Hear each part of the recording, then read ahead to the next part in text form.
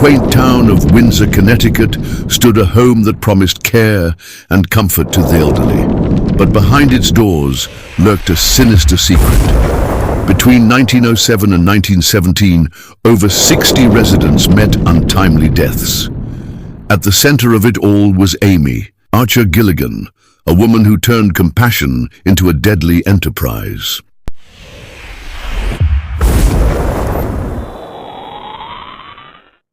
Amy Duggan was born on October 31st, 1873, in Milton, Connecticut. In 1897, she married James Archer, and together they opened a nursing home in Newington. Their mission was noble, to provide care for the elderly.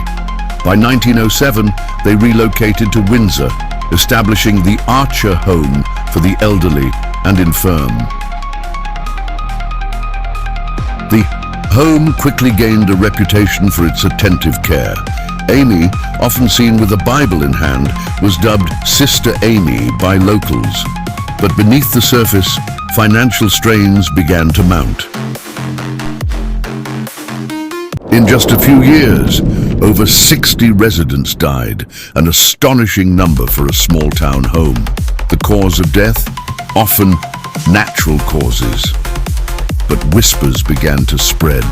How could so many healthy patients die so suddenly, so quietly?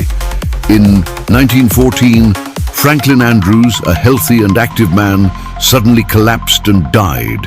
His family was devastated, but when they discovered Amy had been pressing him for money days before his death, their grief turned to suspicion. Andrews wasn't the only one. Time and again, residents' fortunes dwindled, while Amy's bank account grew. Between 1911 and 1916, 48 residents died under mysterious circumstances. Amy claimed the deaths were due to old age and illness. However, she had been purchasing large quantities of arsenic, ostensibly to kill rats. But suspicions grew as healthier residents began to die suddenly.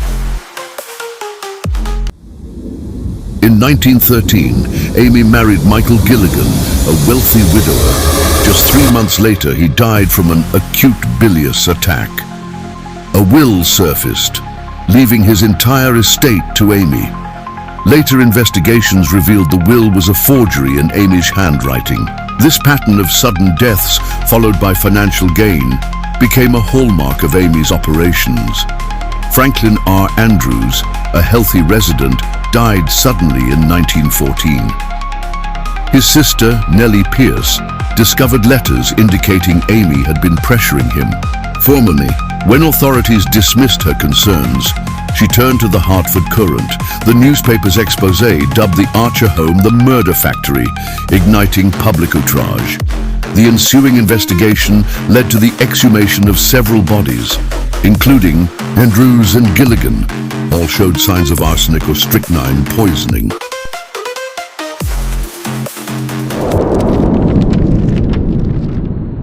In 1916, Amy Archer Gilligan was arrested. She faced charges for multiple murders, but it was the death of Franklin Andrews that sealed her fate. Initially sentenced to death, Amy's conviction was overturned on appeal.